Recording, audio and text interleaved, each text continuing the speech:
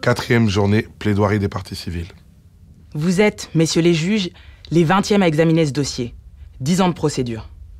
Il fait beau ce jour-là à Clichy-sous-Bois. 27 octobre 2005, période de Ramadan. La rupture du jeûne est importante. L'éducation est stricte. Il n'y a pas de retard. Les enfants décident donc de rentrer chez eux. Le dossier commence à ce moment-là.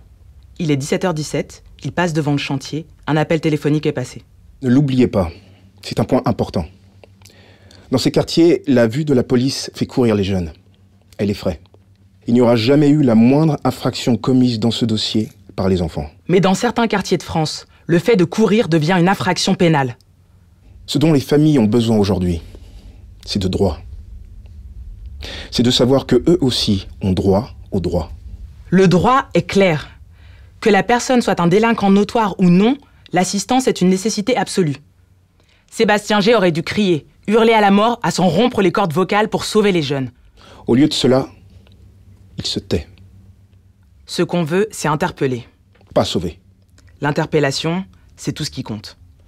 Si un seul policier s'était intéressé à ces jeunes, Zied et Bouna seraient en vie. On a longtemps dit que les enfants étaient des délinquants, qu'il y avait eu vol. Tout était faux. Pire encore, on a voulu faire porter à Muhitine, le survivant, la responsabilité de la mort de Zied et Bouna. Ces jeunes avaient peur. Peur des policiers, peur de la réaction de leurs parents, peur des conséquences. Je ne savais pas où était Clichy-sous-Bois. J'y ai découvert des torrents de larmes. Et je me suis demandé comment, dans notre pays, peut-on être aussi loin, se voir aussi peu. L'avocat parle de fracture raciale et cite Martin Luther King. Il rappelle au président que la décision est attendue. Le hasard a fait que vous soyez chargé d'une part de notre histoire. Vous avez à rendre justice, mais aussi à nous réconcilier. Tout le monde connaît cette affaire. Donc tout le monde aura les yeux braqués sur vous. Au prévenu, l'avocat dit qu'il ne les hait pas. Vous faites un métier difficile. Sans vous, ce serait invivable. Mais sans exagération, l'opération du 27 octobre 2005 est l'une des plus désastreuses de notre histoire contemporaine. Pourquoi ? Pourquoi cet extraordinaire déploiement de police ? Pour rien ? Pour rien. Ni infraction, ni vol, ni dégradation. Les gamins n'avaient rien fait. Rien. Pendant 1 jour et demi, on nous fait croire qu'il n'y a pas eu de course-poursuite. On cache la vérité au procureur.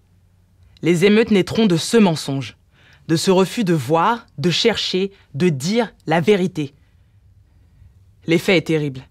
Face à la colère, l'exaspération, on ajoute à la douleur l'humiliation. Ce jour-là, à Clichy, il y a eu une battue. Une battue contre des adolescents. On a la certitude qu'il y a plus de 6 enfants. On n'en arrête que 6. Et après, on se dit, allez, on rentre. Mais non, on ne rentre pas. Dès lors qu'il n'y avait pas le compte des garçons, il fallait s'assurer de leur sécurité. Nous sommes là clairement dans un délit de non-assistance à personne en danger. Les policiers n'ont pas voulu délibérément que les enfants meurent. Mais ils ont fait un choix, celui de l'interpellation à tout prix. Il est temps de rendre justice à ceux qui, venus sur les chemins de la colonisation, attendent un signe. Vous devez condamner. Condamner pour réconcilier. Condamner pour apaiser. C'est au tour de la procureure de prendre la parole. Il m'apparaît nécessaire d'expurger les contre-vérités qui viennent obscurcir ce procès. Pourquoi insinuer que la police nationale ou que le ministre de l'Intérieur ont menti? Pourquoi vouloir que chacun fasse le même récit de l'action? Et si tout simplement il en a une perception différente?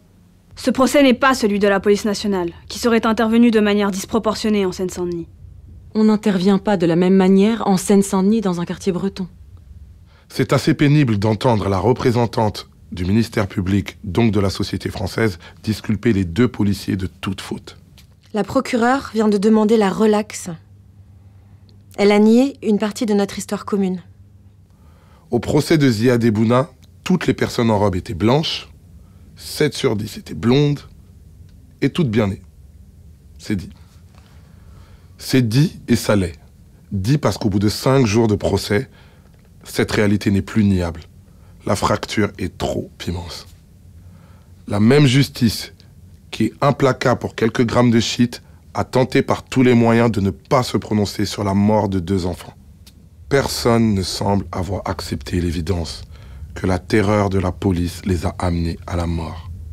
30 membres de la famille déplacés à Rennes 10 ans après pour se voir répéter que leur fils, frère, n'aurait pas dû courir.